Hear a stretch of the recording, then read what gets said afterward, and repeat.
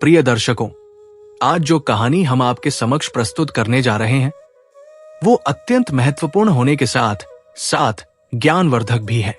इसलिए आप सभी इस कथा को ध्यानपूर्वक और मन लगाकर अवश्य सुने। प्रिय श्रोताओं, ये कहानी एक साधारण से दिखने वाले लकड़हारे की है जिसने अपने परिश्रम और भाग्य के सहारे एक राजकुमारी से विवाह करने का दुर्लभ सौभाग्य प्राप्त किया। ये कथा अत्यंत रोचक है और इसे सुनने में आपको अपार आनंद की अनुभूति होगी। तो आइए इस अद्भुत कहानी की शुरुआत करते हैं। नमस्कार प्रिय दर्शकों, एक समय की बात है, हीरापुर नामक एक सुंदर राज्य में महेश सिंह नाम का एक ईमानदार और परिश्रमी लकड़हारा अपनी पत्नी और 3 बच्चों के साथ एक छोटे से कच्चे मकान में रहता था। उसके तीनों पुत्रों के नाम अमित, अतुल और रत्नेश थे। उसका बड़ा बेटा अमित देखने में अत्यंत आकर्षक और स्वस्थ था।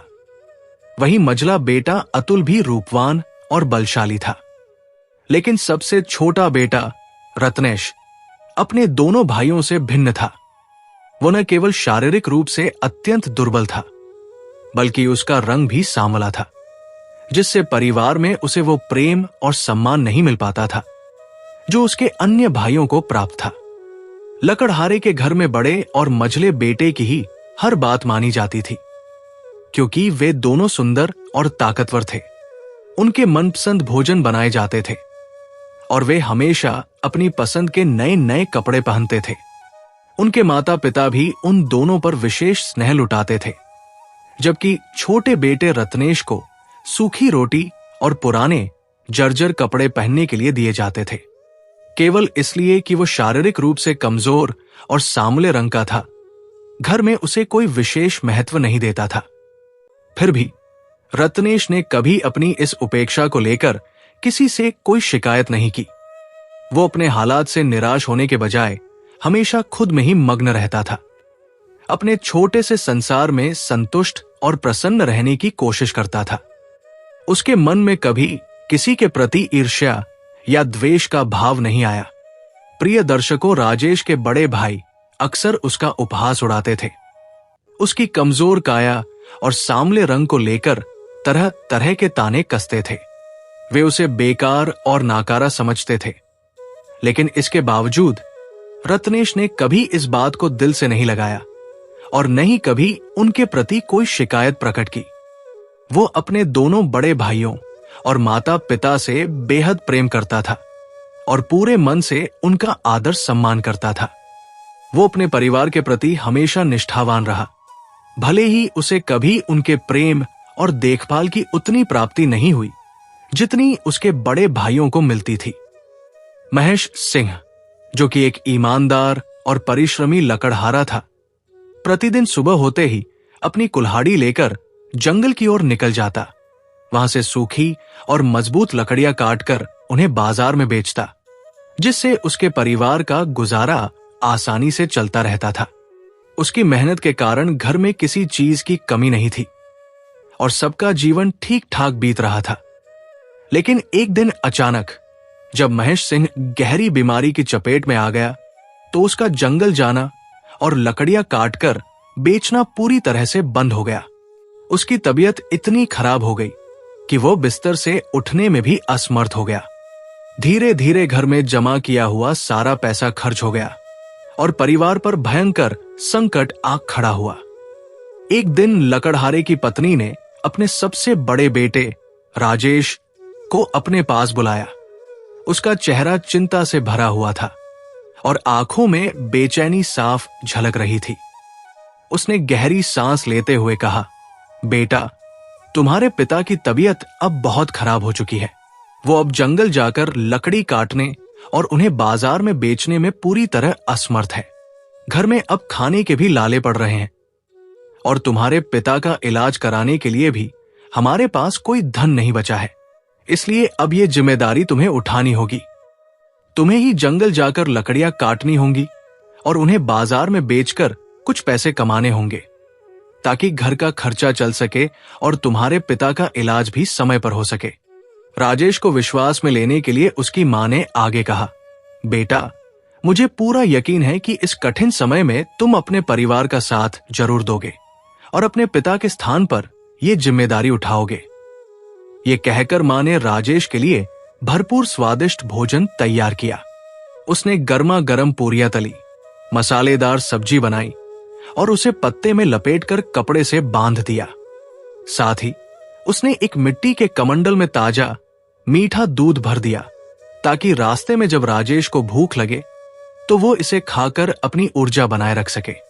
मां ने बड़े प्यार से बेटे को भोजन और दूध सौंपते हुए एक कुल्हाड़ी भी पकड़ा दी और स्नेह भरे स्वर में कहा, बेटा, जब तुम्हें जंगल में भूख लगे तो इस भोजन को प्रेम से खा लेना और ऊपर से मीठा दूध पी लेना। यह तुम्हें पूरे दिन काम करने की शक्ति देगा। राजेश ने मां की बात सुनी और भोजन व कुल्हाड़ी लेकर जंगल की ओर चल पड़ा। वो अभी कुछ ही दूर पहुंचा था कि रास्ते में एक बेहद वृद्ध और कमजोर दिखाई देने वाली बूढ़ी औरत मिली। वो इतनी दुबली पतली थी कि उसके शरीर की हड्डियां तक साफ झलक रही थी। उसकी आंखों में करुणा थी और आवाज में कमजोरी। उसने कांपते हुए हाथों से राजेश को रोकते हुए कहा, बेटा, मुझे कई दिनों से कुछ भी खाने को नहीं मिला है। मैं बहुत भूखी हूं। तुम्हारे थैले में पूरियां और सब्जी रखी है और कमंडल में मीठा दूध भी है। अगर तुम मुझ पर थोड़ी दया कर सको तो कृपया मुझे थोड़ा सा खाना और थोड़ा सा दूध दे दो। यदि तुम मेरी सहायता करोगे तो ईश्वर भी तुम्हारी सहायता जरूर करेगा और तुम्हारे जीवन में सुख समृद्धि लाएगा। बूढ़ी औरत की ये बातें सुनकर राजेश की आंखों में क्रोध और तिरस्कार साफ झलकने लगा। उसने अपनी भौहें टेढ़ी की और बड़े गुस्से से बोला, अरे बुढ़िया, तू कितनी चालाक है। मैं अपने लिए घर से भोजन लाया हूं और अगर मैं ये सब तुझे खिला दूं तो मैं खुद क्या खाऊंगा? मुझे भूख नहीं लगेगी क्या? चल हट मेरे रास्ते से और कहीं और जाकर भीख मांग। अगर तुझे मरना है तो मर जा, मुझसे कुछ लेने की उम्मीद मत कर। राजेश के कठोर और निर्मम शब्द सुनकर बूढ़ी औरत के चेहरे पर गहरी उदासी छा गई। उसकी आंखें नम हो गई, लेकिन उसने कुछ नहीं कहा। राजेश ने उसकी ओर बिना देखे ही अपना रास्ता पकड़ लिया और तेजी से जंगल की ओर बढ़ गया। जंगल पहुंचकर उसने अपने कंधे से भोजन और दूध का कमंडल नीचे रखा और एक सूखा और मजबूत पेड़ तलाशने लगा जिसे काटकर लकड़ी इकट्ठा कर सके, बिना ये जाने कि उसका व्यवहार उसके भविष्य को किस दिशा में मोड़ने वाला था। वो पूरे जोश से अपनी कुल्हाड़ी से लकड़ी काटने में जुट गया। प्रिय दर्शकों, अभी अमित ने मुश्किल से 2-4 बार ही कुल्हाड़ी चलाई थी कि अचानक तेज झटके से उसकी कुल्हाड़ी उछल गई और सीधा उसके हाथ पर जा लगी। चोट इतनी गहरी थी कि उसके हाथ से खून की तेज धार बहने लगी। असहनीय दर्द के कारण वो जोर जोर से चिल्लाने लगा, लेकिन घने जंगल में दूर दूर तक कोई भी ऐसा इंसान मौजूद नहीं था जो उसकी सहायता कर सके। दर्द से कराहते हुए और तकलीफ में लड़खड़ाते कदमों से वो किसी तरह हिम्मत जुटाकर अपने घर की ओर लौट पड़ा। घर पहुंचते ही उसकी मां ने जब बेटे को खून से लथपथ देखा तो घबराकर चिल्ला उठी, हाय, मेरे लाल को क्या हो गया? हे भगवान, ये किसकी नजर लग गई? वो दौड़कर आई और तुरंत ही राजेश की मरहम पट्टी करने लगी। अपने कांपते हाथों से उसने जल्दी जल्दी उसकी चोट पर हल्दी और औषधियां लगाई और फिर उसे बिस्तर पर लिटाकर आराम करने की सलाह दी। अगले ही दिन जब सूरज की पहली किरणें आकाश में फैलने लगी, मां ने अपने दूसरे बेटे अमित को बुलाया। उसका चेहरा चिंता से भरा हुआ था। आंखों में दुख और ममता का मिला जुला भाव झलक रहा था। उसने गहरी सांस लेते हुए अमित से कहा, बेटा, तुम्हारे पिता पहले से ही बीमार है और अब तुम्हारा बड़ा भाई भी बुरी तरह घायल हो चुका है। घर में खाने पीने की दिक्कतें बढ़ती जा रही है। अब इस मुश्किल घड़ी में तुम्हें ही अपने परिवार की जिम्मेदारी उठानी होगी। मुझे पूरा यकीन है कि तुम इस कठिन समय में अपने परिवार का साथ जरूर दोगे और अपने कर्तव्य को निभाओगे। मां ने अपने बेटे को हिम्मत देने के लिए उसे प्यार से समझाया और फिर उसके लिए भरपेट स्वादिष्ट भोजन तैयार किया।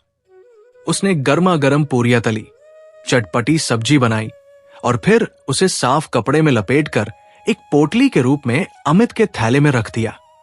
इसके साथ ही उसने एक मिट्टी के कमंडल में मीठा और ताजा दूध भर दिया, ताकि रास्ते में जब उसे भूख या प्यास लगे तो वो इसे खाकर अपनी भूख शांत कर सके। मां ने बेटे के सिर पर हाथ फेरते हुए स्नेह से कहा, बेटा, जल्दी से जंगल से लकड़ियां काटकर बाजार में बेच आना, ताकि घर का खर्चा चल सके और तुम्हारे पिता का इलाज भी हो सके। अमित ने मां की बातें सुनी और पूरी श्रद्धा के साथ सिर हिलाया। फिर उसने अपने मजबूत कंधे पर कुल्हाड़ी रखी, हाथ में खाने का थैला उठाया और आत्मविश्वास से भरे कदमों के साथ जंगल की ओर चल पड़ा। अभी वो जंगल के किनारे ही पहुंचा था कि उसे रास्ते में वही बूढ़ी औरत फिर से मिल गई, जो पहले राजेश से भोजन मांग चुकी थी। वो बेहद कमजोर और दुबली पतली लग रही थी।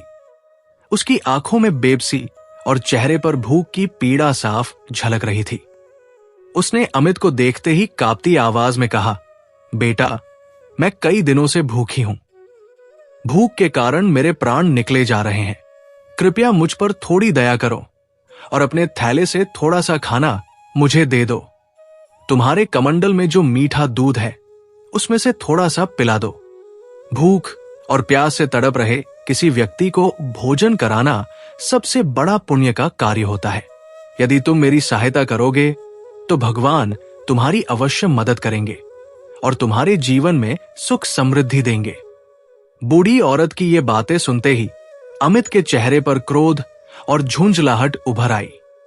उसने अपने माथे पर बल डालते हुए तीखे स्वर में कहा, अरे बुढ़िया, तू कितनी चालाक है। मैं ये खाना अपने लिए लाया हूं। अगर मैं तुझे दे दूं तो खुद क्या खाऊंगा? कौन सी तू मेरी मां या बहन लगती है जो मैं तुझ पर दया करूं? तू भूखी है तो मर जा, इससे मुझे क्या लेना देना? मैंने बहुत लोगों को भूख से मरते देखा है, कोई नई बात नहीं है। यह कहकर उसने बूढ़ी औरत को घृणा से देखा और बिना उसकी ओर दोबारा देखे जंगल की ओर तेजी से बढ़ गया। जंगल के भीतर पहुंचकर अमित ने सबसे पहले अपने कंधे से थैला और दूध का कमंडल उतारकर जमीन पर रख दिया। फिर उसने चारों तरफ नजर दौड़ाई और एक बड़ा सा सूखा पेड़ ढूंढा, जिसे काटकर वो लकड़ियां इकट्ठा कर सके। बिना समय गवाए उसने अपनी कुल्हाड़ी निकाली और पूरी ताकत से उस पेड़ पर वार करने लगा।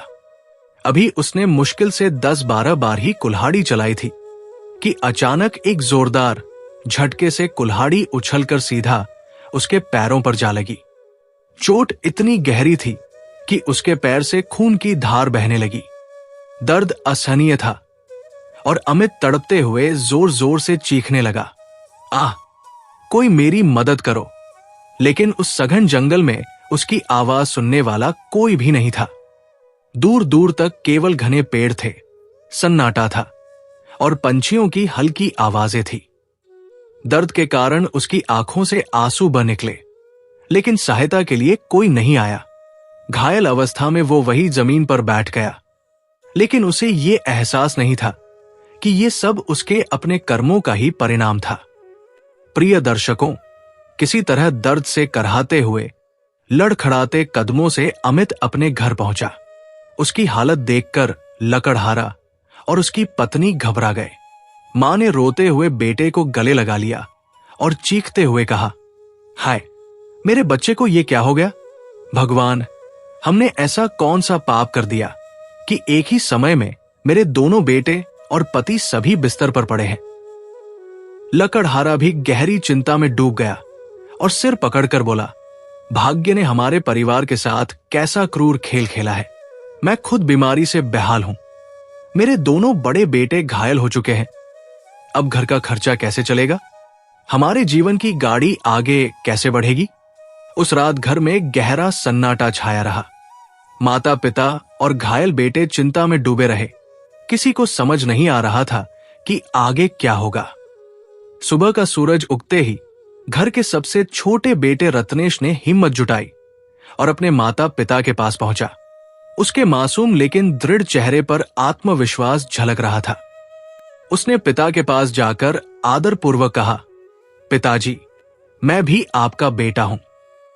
मैं जानता हूं कि मेरे दोनों बड़े भाई इस समय घायल हैं और आप भी बीमारी से कमजोर हो चुके हैं।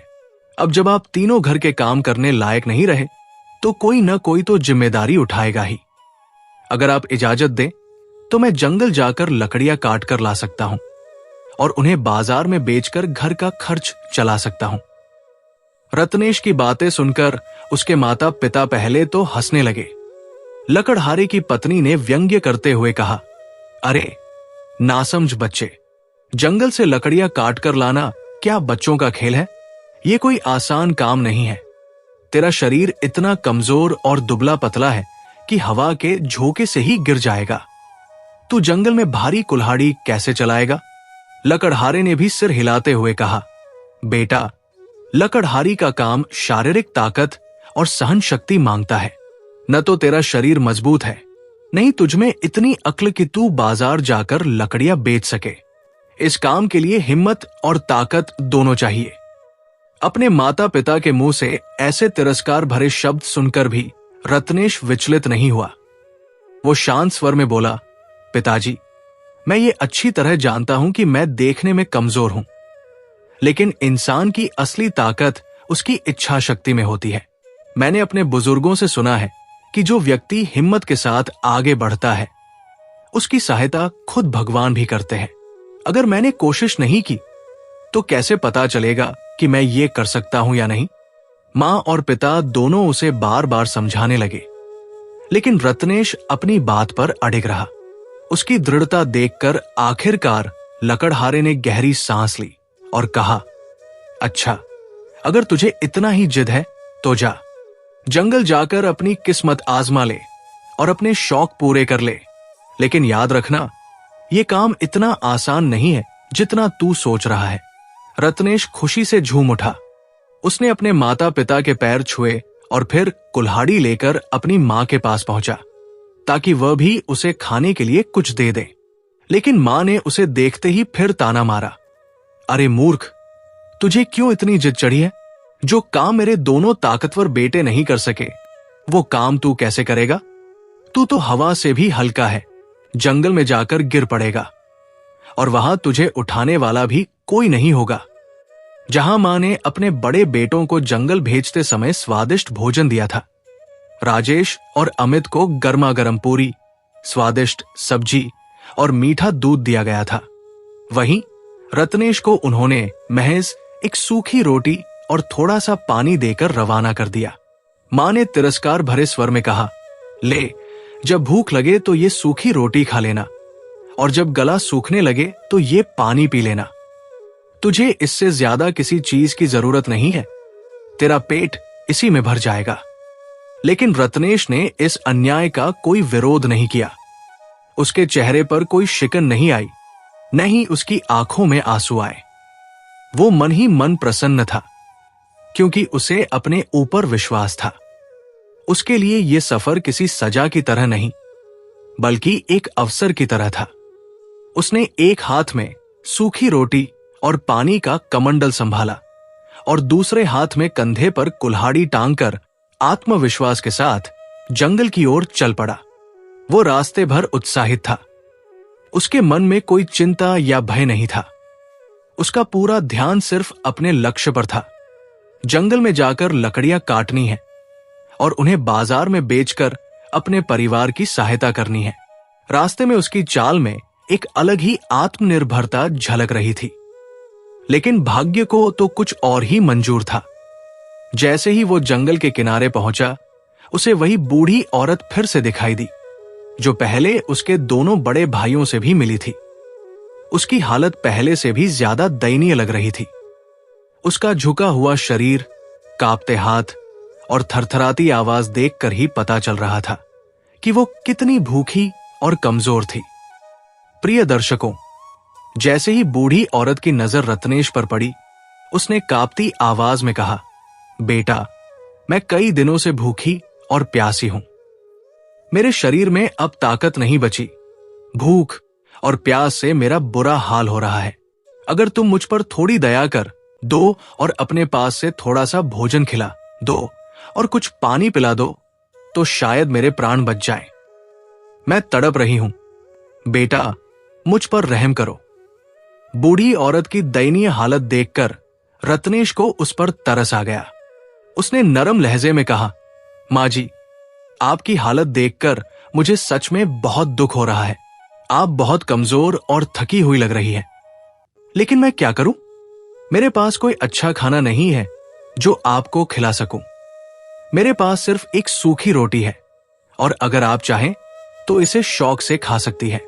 यह भोजन ज्यादा अच्छा तो नहीं है, लेकिन भूख मिटाने के लिए काफी हो सकता है। इतना कहकर रत्नेश अपने थैले को खोलने लगा, लेकिन जैसे ही उसने उसमें झांका, उसका मुंह हैरानी से खुला का खुला रह गया।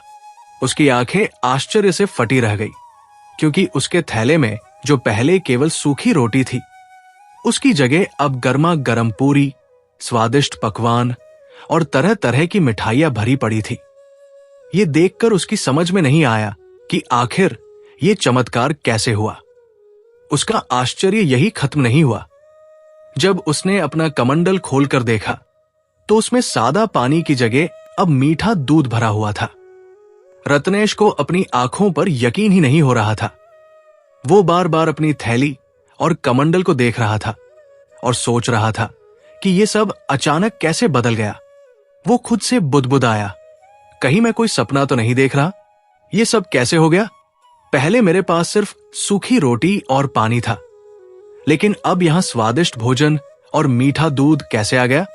रत्नेश की उलझन और आश्चर्य को देखकर बूढ़ी औरत मुस्कुराई और कोमल स्वर में बोली, बेटा, ये कोई सपना नहीं बल्कि सच्चाई है। ये भगवान का आशीर्वाद है जो उन्होंने तुम्हें दिया है। तुमने एक गरीब, बेसहारा और भूखी प्यासी बूढ़ी औरत पर दया दिखाई, उसकी मदद करने का मन बनाया। तुम्हारी यही करुणा भगवान को पसंद आई और उन्होंने तुम्हें इसका फल दिया। जो लोग सच्चे दिल से दूसरों की मदद करते हैं, भगवान उनकी सहायता अवश्य करते हैं। यही कारण है कि तुम्हारी साधारण सूखी रोटी स्वादिष्ट पूरियों और पकवानों में बदल गई और तुम्हारे पानी का कमंडल मीठे दूध से भर गया। बेटा, ये सब तुम्हारी अच्छाई का परिणाम है। रत्नेश ये सुनकर बेहद खुश हुआ और उसने बिना किसी देर किए बूढ़ी औरत को भोजन खिला दिया। वो भूखी औरत प्रेम पूर्वक पूरी और मिठाइयां खाने लगी और मीठा दूध पीते ही उसकी थकी हुई आंखों में एक नई चमक आ गई। उसने संतोष की सांस लेते हुए कहा, बेटा, तुम बहुत नेकदिल और दयालु हो। तुमने मेरी भूख मिटाई, इसलिए अब मैं भी तुम्हें कुछ देना चाहती हूं। आओ, मेरे साथ चलो। रत्नेश को कुछ समझ नहीं आया, लेकिन वो चुपचाप बूढ़ी औरत के पीछे पीछे चल पड़ा। कुछ ही देर में वे दोनों जंगल में एक बड़े पेड़ के पास पहुंचे। बूढ़ी औरत ने पेड़ की ओर इशारा करते हुए कहा, बेटा, जब मैं यहां से चली जाऊं तो तुम इस पेड़ को अपनी कुल्हाड़ी से काट देना। पेड़ कटने के बाद तुम्हें एक ऐसी चीज मिलेगी जो तुमने आज तक कभी नहीं देखी होगी। ये चीज तुम्हारे बहुत काम आएगी और संभव है कि इसकी वजह से तुम्हारी किस्मत पूरी तरह बदल जाए। ये तुम्हारे जीवन को नया मोड़ दे सकती है। इतना कहकर बूढ़ी औरत धीरे धीरे वहां से चली गई और कुछ ही क्षणों में रत्नेश की आंखों से ओझल हो गई। रत्नेश बहुत उत्साहित था। उसने अपनी कुल्हाड़ी को मजबूती से दोनों हाथों में थामा और पूरी ताकत से उस पेड़ पर वार करने लगा। वो एक दुबला पतला सांवले रंग का लड़का था और उसकी उम्र भी ज्यादा नहीं थी, लेकिन उसमें आत्मविश्वास और हिम्मत की कोई कमी नहीं थी। वो पूरी शक्ति लगाकर पेड़ पर वार करता रहा। कुल्हाड़ी की हर चोट के साथ उसके भीतर का आत्मविश्वास और बढ़ता जा रहा था। कुछ देर बाद जब उसने बहुत मेहनत कर ली तो वो विशाल पेड़ धराशायी होकर जमीन पर गिर पड़ा। जैसे ही पेड़ गिरा, रत्नेश की आंखें आश्चर्य से चमक उठीं। उसने देखा कि पेड़ के तने के भीतर एक बेहद सुंदर और अद्भुत चिड़िया बैठी थी। ये कोई साधारण चिड़िया नहीं थी, बल्कि इसके पंख पूरी तरह से सोने के थे। वो इतनी चमकदार थी कि सूर्य की किरणें पड़ते ही उसके पंख सोने की तरह दमक उठते थे। रत्नेश खुशी से उछल पड़ा और बोला, वाह, अगर मैं इस अनमोल चिड़िया को बाजार में बेच दूं तो इससे बहुत सारे पैसे मिल सकते हैं। इससे सचमुच मेरी किस्मत बदल सकती है। मेरे माता पिता और भाइयों को अब जंगल में जाकर लकड़ियां काटने की जरूरत नहीं पड़ेगी। हम गरीब से अमीर बन सकते हैं। अब हमें कभी भी भूख या गरीबी नहीं सताएगी। यही सोचकर उसने वो सोने की चिड़िया अपने हाथ में उठा ली और उसे बेचने के लिए शहर की ओर रवाना हो गया। लेकिन जंगल से शहर का रास्ता लंबा था। वो चलते चलते थक चुका था और जब वो शहर पहुंचा तब तक रात हो चुकी थी। वहां की सारी दुकानें बंद हो चुकी थी और सड़कें सुनसान थी। रत्नेश इधर उधर देखने लगा, लेकिन उसे अपनी अनमोल चिड़िया का कोई खरीदार नजर नहीं आया। अब समस्या यह थी कि इतनी रात में वो कहां जाए। घर लौटना भी संभव नहीं था क्योंकि रात बहुत ज्यादा हो चुकी थी और जंगल का रास्ता अंधेरे में खतरनाक हो सकता था। वो इधर उधर भटकने लगा और आखिरकार एक सराय के पास पहुंचा। उसने सराय के मालिक के पास जाकर विनम्रता से कहा, भाई साहब, क्या मैं आज रात यहां ठहर सकता हूं? मैं इस सराय में रुकने का पूरा किराया चुका दूंगा। मुझे सुबह यहां के बाजार में जाना है, इसलिए मैं रात भर आराम करना चाहता हूं। रत्नेश की बात सुनकर सराय के मालिक ने एक हल्की मुस्कान के साथ कहा, बेटा, ये सराय मैंने खास तौर पर ऐसे ही मुसाफिरों के लिए बनवाई है जो दूर दराज से सफर करते हुए यहां ठहरना चाहते हैं। यहां तुम्हें पूरी सुरक्षा और आराम मिलेगा। तुम निश्चिंत होकर यहां रात बिता सकते हो। जैसे ही सराय वाले की नजर रत्नेश के हाथ में पकड़ी गई चिड़िया पर पड़ी, वो आश्चर्य से चौंक पड़ा। उसकी आंखें चौड़ी हो गई और वो विस्मय से बोला, अरे, ये तुम्हारे पास कैसी अद्भुत चिड़िया है। इसके तो सारे पंख सोने के जैसे चमक रहे हैं। कितनी दुर्लभ और अनोखी दिख रही है। मैंने अपने पूरे जीवन में कभी भी इतनी सुंदर और अनमोल चिड़िया नहीं देखी। सराय वाला चिड़िया की सुंदरता से इतना प्रभावित हुआ कि वो तुरंत ही उत्साह से भर गया। उसने आगे कहा, मैं अपनी तीनों बेटियों को बुलाकर लाता हूं। उन्हें भी ये दुर्लभ चिड़िया दिखानी चाहिए। वे इसे देखकर बहुत खुश हो जाएंगी। इतना कहकर सराय वाला अपने घर के अंदर दौड़ पड़ा और जल्द ही अपनी तीनों बेटियों को बुलाकर ले आया। जैसे ही उन्होंने चिड़िया को देखा, उनके चेहरे खुशी से खिल उठे। बड़ी बेटी ने विस्मय से आंखें फैलाकर कहा, यह तो अविश्वसनीय है। इतनी सुंदर चिड़िया मैंने पहले कभी नहीं देखी। मझली बेटी उत्साह से बोली, इसके पंख तो शुद्ध सोने से बने लगते हैं। ये सच में बहुत बेशकीमती होगी। सबसे छोटी बेटी ने चिड़िया की ओर देखते हुए भावुक होकर कहा, रत्नेश, तुम तो सच में बहुत भाग्यशाली हो जो तुम्हारे पास ऐसी अनमोल और अनोखी चिड़िया है। ये पूरी तरह से सोने की बनी हुई है। रत्नेश, जो अब तक चुपचाप खड़ा उनकी बातें सुन रहा था, मुस्कुराया। फिर सराय वाले के अनुरोध पर उसने चिड़िया को एक अलग कमरे में सुरक्षित रख दिया और खुद दूसरे कमरे में जाकर सोने की तैयारी करने लगा। रत्नेश ने लंबा सफर तय किया था। वो बहुत थक चुका था।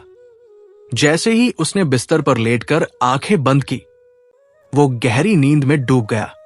उधर सराय वाले की बड़ी बेटी के मन में लालच ने जन्म ले लिया। उसकी आंखों में चमक थी और उसके मन में एक विचार आया, अगर मैं इस चिड़िया के सिर्फ एक पंख को खींच लूं तो इससे इसकी सुंदरता पर कोई खास असर नहीं पड़ेगा, लेकिन मेरे हाथ में एक कीमती सोने का पंख आ जाएगा। इससे मैं बहुत धनवान बन सकती हूं। इसी लालच से प्रेरित होकर बड़ी बेटी धीरे धीरे उस कमरे में जा पहुंची जहां सोने की चिड़िया रखी थी। चारों ओर सन्नाटा था। उसने सावधानी से अपने हाथ को आगे बढ़ाया और जैसे ही चिड़िया के पंख को पकड़ने की कोशिश की, एक अजीब घटना घटित हो गई। उसके हाथ उसी पल चिड़िया के शरीर से चिपक गए। उसने हाथ छुड़ाने की बहुत कोशिश की, लेकिन जितना अधिक वो संघर्ष करती, उतना ही उसके हाथ और मजबूती से चिड़िया से चिपकते चले गए। अब वो घबराने लगी। उसकी सांसें तेज हो गई और वो जोर जोर से चिल्लाने लगी, छोटी बहन, मझली बहन, जल्दी आओ, मेरी मदद करो। मेरे हाथ इस चिड़िया से चिपक गए हैं। मैं इसे छुड़ा नहीं पा रही। बड़ी बहन की घबराई हुई आवाज सुनकर उसकी मझली बहन भागते हुए आई और हैरानी से बोली, अरे दीदी, ये क्या हो गया? तुम्हारे हाथ इस चिड़िया से चिपके हुए क्यों हैं? बड़ी बहन हड़बड़ाते हुए बोली, मुझे नहीं पता, लेकिन जल्दी कुछ करो, मेरे हाथ इससे अलग नहीं हो रहे। मझली बहन ने झट से उसकी मदद करने के लिए हाथ बढ़ाया और जैसे ही उसने बड़ी बहन का हाथ छुड़ाने की कोशिश की, उसी पल उसके अपने हाथ भी चिड़िया से चिपक गए। अब दोनों बहनें चिड़िया से जुड़ चुकी थी और हिल डुल भी नहीं पा रही थी। अब दोनों बहनों ने एक साथ चिल्लाकर अपनी सबसे छोटी बहन को बुलाया। उनकी घबराहट सुनकर छोटी बहन दौड़ती हुई वहां पहुंची और आश्चर्य से बोली, हे भगवान, ये क्या हो गया? तुम दोनों इस चिड़िया से कैसे चिपक गई? बड़ी बहन रोते हुए बोली, छोटी बहन, हमारी मदद करो, हमारे हाथ इससे हट ही नहीं रहे। मासूमियत से भरी छोटी बहन ने बिना कुछ सोचे समझे अपने दोनों हाथ बढ़ाकर अपनी बहनों को छुड़ाने की कोशिश की, लेकिन जैसे ही उसके हाथ चिड़िया को छुए, वही अजीब घटना फिर से घट गई। अब उसकी हथेलियां भी चिड़िया से चिपक गई और वो भी फंस गई। अब तीनों बहनें रोने और गुहार लगाने लगी, लेकिन कुछ भी करने से कोई फायदा नहीं हुआ। पूरी रात वे चिड़िया से चिपकी रहीं और असहाय बनी रही। सुबह होते ही जैसे ही रत्नेश ने आंखें खोली और चिड़िया के पास पहुंचा, वो दृश्य देखकर चौंक उठा। तीनों बहनें सोने की चिड़िया से चिपकी हुई खड़ी थी और उनके चेहरों पर हताशा साफ झलक रही थी। रत्नेश को तुरंत समझ आ गया कि इन तीनों ने रात में चोरी करने की कोशिश की होगी, इसलिए ही ये उनके साथ हुआ। उसी समय सराय वाला भी वहां पहुंचा। अपनी बेटियों को इस दशा में देखकर वो गुस्से से लाल हो गया और गुस्से में चिल्लाया, अरे ओ धोखेबाज लड़के, तुमने ये क्या किया? क्या तुम्हें दिखाई नहीं दे रहा कि मेरी तीनों बेटियां इस चिड़िया से चिपक गई हैं? ये सब तुम्हारी वजह से हुआ है। रत्नेश ने शांत स्वर में जवाब दिया, सराय के मालिक, इसमें मेरी कोई गलती नहीं है, मैंने कुछ भी नहीं किया। जो कुछ हुआ वो सब आपकी बेटियों की करनी का नतीजा है। निस्संदेह इन्होंने इस चिड़िया को चुराने का प्रयास किया होगा, इसलिए ही इनके हाथ इससे चिपक गए हैं।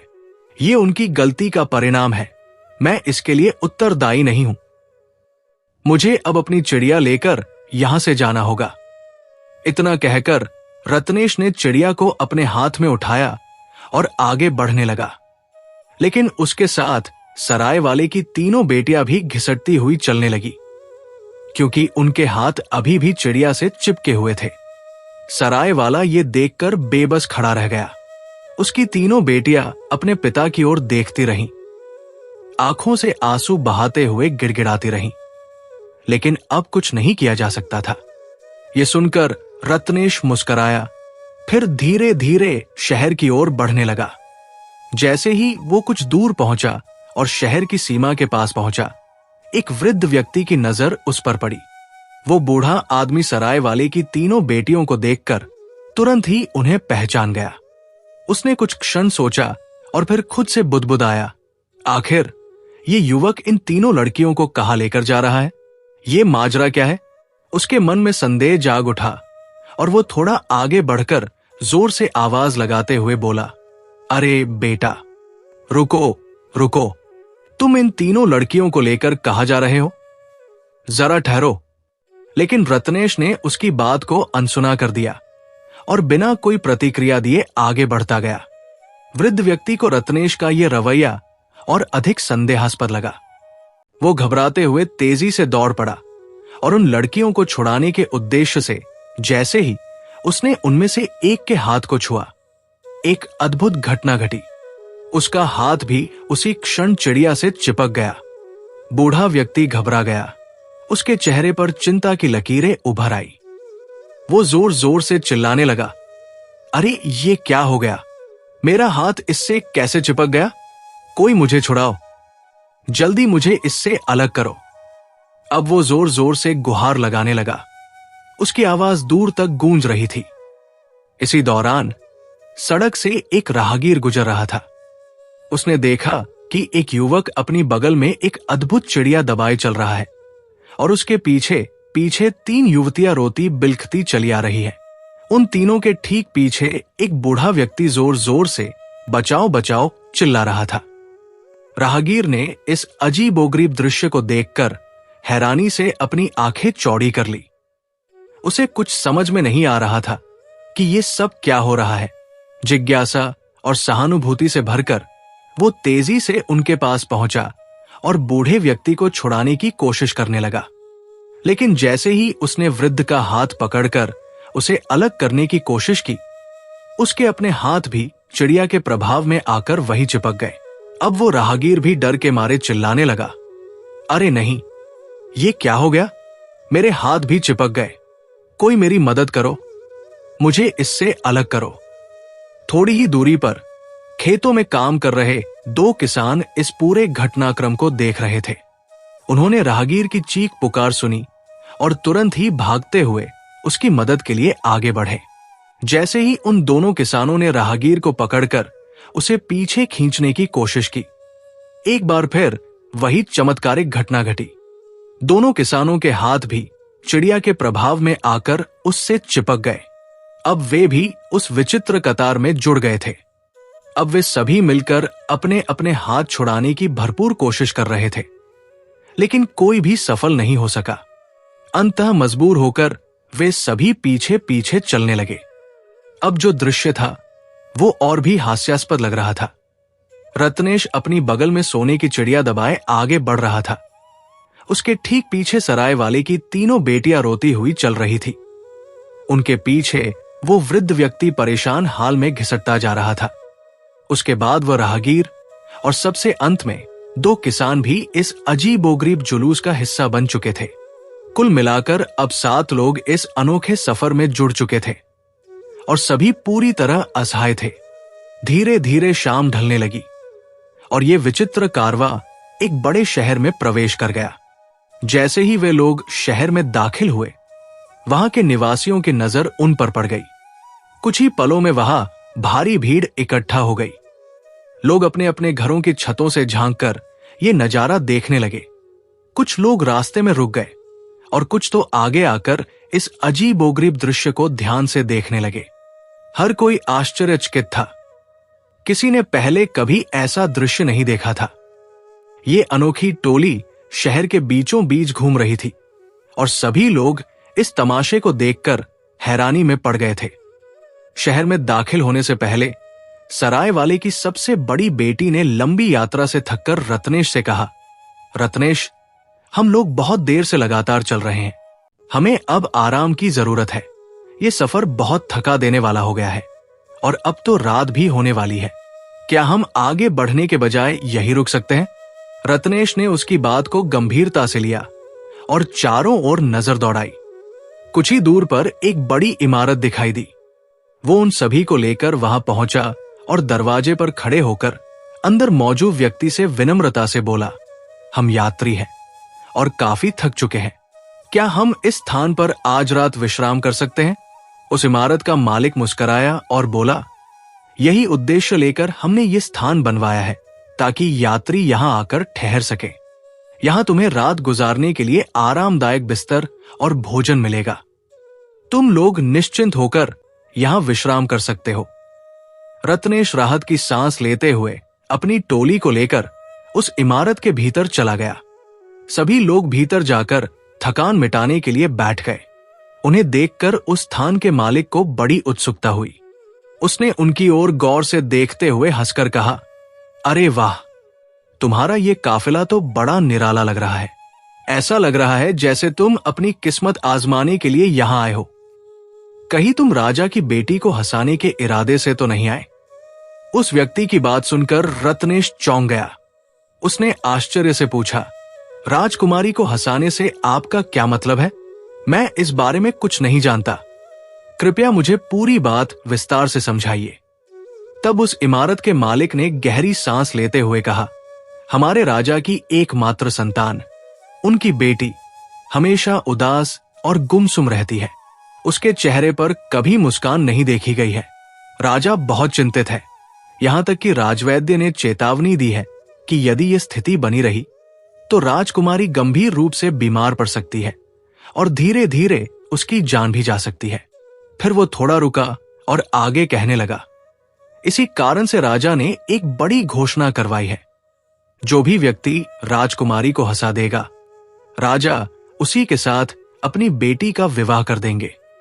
फिर उसने लंबी सांस लेते हुए कहा, जब से ये घोषणा की गई है तब से न जाने कितने लोग अपनी किस्मत आजमाने आ चुके हैं, लेकिन आज तक कोई भी इस चुनौती में सफल नहीं हुआ है। कोई भी ऐसा नहीं कर सका जिससे राजकुमारी के चेहरे पर मुस्कान आ सके। रत्नेश ने यह सुनकर गहरी सोच में पड़ गया। रात भर वो बेचैन रहा। उसके मन में विचार उमड़ घुमड़ रहे थे। वो खुद से कहने लगा, मेरे साथ जो ये अनोखा काफिला चल रहा है, शायद यही मेरी किस्मत बदलने वाला है। हो सकता है इसे देखकर राजकुमारी हंस पड़े, और अगर ऐसा हुआ तो मेरा जीवन पूरी तरह बदल सकता है। रत्नेश अपने मन में यही विचार करता रहा और रात भर बेचैनी में करवटें बदलता रहा। जब सुबह की पहली किरण आसमान पर फैली तो उसने बिना समय गवाए अपनी सोने की चिड़िया को फिर से अपने बगल में दबा लिया और अपने अजीबोगरीब काफिले के साथ राजमहल की ओर बढ़ चला। उसके पीछे पीछे सातों लोग, जो सोने की चिड़िया के कारण उससे चिपक गए थे, बेबस कदमों से उसके पीछे चल रहे थे। जैसे ही रत्नेश राजमहल के विशाल मुख्य द्वार के पास पहुंचा, महल के दरवाजे पर खड़े पहरेदार की नजर उस पर पड़ी। पहरेदार ने अपनी आंखें चौड़ी करते हुए उत्सुकता से कहा, अरे वाह, तुम्हारा ये अनोखा काफिला तो वाकई अद्भुत है। इसे देखकर तो कोई भी हंसे बिना नहीं रह सकता। मैं समझ चुका हूं कि तुम यहां क्यों आए हो। यकीन मानो, तुम्हारे इस विचित्र दृश्य को देखकर लोग हंसी से लोटपोट हो जाएंगे। रुको, मैं अभी तुम्हें महाराज के पास लेकर चलता हूं। यह कहकर पहरेदार तुरंत राजा के पास गया और पूरी घटना विस्तार से सुनाई। राजा को जब इस विचित्र काफिले के बारे में पता चला तो उसने तुरंत आदेश दिया कि रत्नेश को उसके दरबार में पेश किया जाए। अब रत्नेश और उसके पीछे पीछे चल रहा वो अनोखा काफिला राजा के विशाल दरबार में हाजिर हो चुका था। जैसे ही रत्नेश ने राजा के सामने पहुंचकर सम्मानपूर्वक सिर झुकाया, उसने विनम्रता पूर्वक कहा, महाराज, मैंने आपकी राजकुमारी से जुड़ी घोषणा सुनी थी और उसी के अनुसार मैं अपनी किस्मत आजमाने यहां आया हूं। यदि आप अनुमति दें तो मैं राजकुमारी को हंसाने का प्रयास कर सकता हूं। मुझे पूरा विश्वास है कि वो अवश्य हंस पड़ेगी। राजा ने जब अपने सिंहासन से उठकर रत्नेश और उसके पीछे चिपके लोगों को ध्यान से देखा तो वो आश्चर्यचकित रह गया। मुस्कुराते हुए उसने कहा, अरे, ये तो सचमुच अद्भुत नजारा है। एक युवक जिसके बगल में एक सोने की चिड़िया है और उसी चिड़िया से चिपके हुए 7 लोग। ये दृश्य तो केवल हंसी ही नहीं बल्कि ठहाके लगाने लायक है। राजा ने कुछ देर विचार किया और फिर तुरंत राजकुमारी को दरबार में बुलाने का आदेश दिया। कुछ ही पलों में राजमहल की सुंदर राजकुमारी दरबार में आई। वो हमेशा की तरह उदास और गंभीर थी। उसके चेहरे पर गहरी मायूसी थी और उसकी आंखों में न कोई चमक थी न कोई खुशी। लेकिन जैसे ही उसने दरबार में खड़े रत्नेश को देखा और उसके साथ जुड़ी हुई वो विचित्र टोली देखी जिसमें एक सोने की चिड़िया और 7 बेबस लोग शामिल थे, तो वो अपनी हंसी रोक ही नहीं पाई। राजकुमारी पहले हल्का मुस्कुराई, फिर जोर से हंसने लगी और आखिरकार हंसते हंसते लोटपोट हो गई। वो इतनी जोर जोर से ठहाके लगाने लगी कि पूरा दरबार उसकी हंसी से गूंज उठा। राजकुमारी को पहले कभी किसी ने इतनी जोर से हंसते हुए नहीं देखा था और अब जब उसने खुलकर हंसी तो पूरा माहौल ही बदल गया। राजा ने जब अपनी बेटी को इस प्रकार ठहाके लगाकर हंसते हुए देखा तो वो मन ही मन बहुत प्रसन्न हुआ। लेकिन जैसे ही राजकुमारी की हंसी खत्म हुई तो एक अजीब चमत्कार हुआ। सोने की चिड़िया से जो भी लोग चिपके हुए थे वे सभी धीरे धीरे मुक्त होने लगे। बूढ़ा आदमी, राहगीर और दोनों किसान सभी अपनी जगह से आजाद हो गए।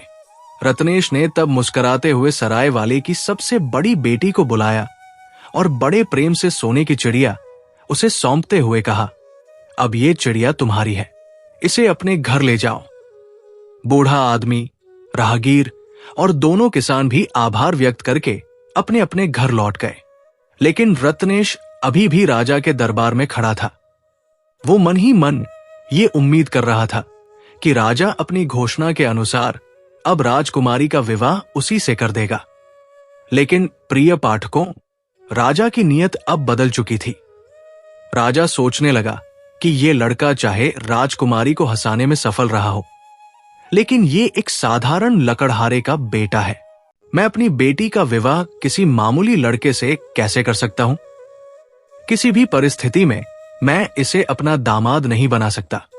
राजा के मन में यह विचार आते ही उसने एक नया उपाय सोच लिया, जिससे वो रत्नेश को राजकुमारी से विवाह करने से रोक सके।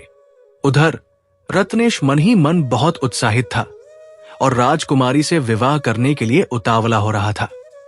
लेकिन जब उसने देखा कि राजा चुप है, तो उसका धैर्य जवाब दे गया। आखिरकार वो खुद राजा से बोल पड़ा, महाराज, मैंने आपकी शर्त को पूरी तरह से पूरा कर दिया है। अब आप भी अपनी वचनबद्धता निभाएं और अपनी बेटी का विवाह मुझसे कर दें। राजा ने एक गंभीर स्वर में कहा, नहीं, अभी तुम हमारी बेटी के लायक नहीं हो। पहले खुद को उसके योग्य साबित करो, फिर मुझसे आकर मिलना। रत्नेश राजा की बात सुनकर चौंक गया और बोला, महाराज, अब आप मुझसे और क्या चाहते हैं? राजा ने कुटिल मुस्कान के साथ कहा, यदि तुम्हें राजकुमारी से विवाह करना है तो तुम्हें एक ऐसा आदमी ढूंढकर लाना होगा जो एक साथ 100 मन दूध पी सके। राजा की इस नई चुनौती को सुनकर रत्नेश बहुत चिंतित हो गया। वो सोचने लगा कि आखिर ऐसा इंसान उसे कहां मिलेगा जो एक बार में 100 मन दूध पी सके। यही सोचते सोचते वो महल से बाहर निकला और अनायास ही उसी जंगल की ओर चल पड़ा जहां पहले उसे वो बुढ़िया मिली थी जिसे उसने भोजन कराया था। रत्नेश सोचने लगा, क्यों न मैं उसी बुढ़िया से जाकर अपनी समस्या कहूं, हो सकता है कि वह कोई उपाय बता दे। यही विचार कर वो उसी पुराने पेड़ के पास पहुंचा जहां उसे पहले सोने की चिड़िया मिली थी। लेकिन जब उसने वहां देखा तो वो बुढ़िया वहां बैठी रो रही थी। रत्नेश तुरंत उसके पास गया और चिंतित स्वर में पूछा, माताजी, आप इतनी दुखी क्यों हैं? आपको किस बात की चिंता सता रही है? बुढ़िया ने आंसू पोंछते हुए कहा, बेटा, तुम बहुत नेक दिल इंसान हो, इसलिए मैं तुम्हें अपनी परेशानी बता रही हूं। मेरे बेटे को बहुत अधिक प्यास लगी है। वो अब तक पूरा मटका भरकर पानी पी चुका है, लेकिन फिर भी उसकी प्यास नहीं बुझ रही है। अगर उसे 100 मन दूध मिल जाए तो शायद उसकी प्यास बुझ सके, मगर इतना सारा दूध कहां मिलेगा और कौन उसे पिलाएगा? ये सुनकर रत्नेश के चेहरे पर खुशी की झलक आ गई और उसने तुरंत बुढ़िया के बेटे से कहा, तुम मेरे साथ चलो, मैं तुम्हें इतना दूध पिलवाऊंगा जितना तुम चाहो। तुम जितना दूध पी सकते हो उतना पी लो। ये कहकर रत्नेश उस छोटे कद वाले लड़के को अपने साथ लेकर राजा के दरबार में पहुंचा। जब रत्नेश राजा के पास पहुंचा तो उसने विनम्रता से कहा, महाराज, आप इसे जितना दूध पिलाना चाहें पिला सकते हैं। ये व्यक्ति जितना दूध चाहता है उतना पी सकता है। राजा ने उस छोटे कद काठी के आदमी को ध्यान से देखा और हंसते हुए कहा, ये तो बहुत छोटा दिखता है, ये इतने सारे दूध को कैसे पी सकता है? रत्नेश ने विनम्रता से जवाब दिया, महाराज, कृपया आप चिंता मत करें, आप दूध का इंतजाम करवा लीजिए, बाकी काम ये आदमी कर लेगा। राजा ने उसकी बात मानी और दूध मंगवाया। वो छोटा आदमी धीरे धीरे दूध पीने लगा और चमत्कारी तरीके से कुछ ही समय में उसने सारी बाल्टियां खाली कर दी। दरबार में बैठे सभी लोग हैरान थे और राजा खुद भी चकित था कि एक छोटा आदमी इतनी अधिक मात्रा में दूध कैसे पी सकता है। रत्नेश ने बुढ़िया के बेटे का धन्यवाद किया और उसे विदा कर दिया।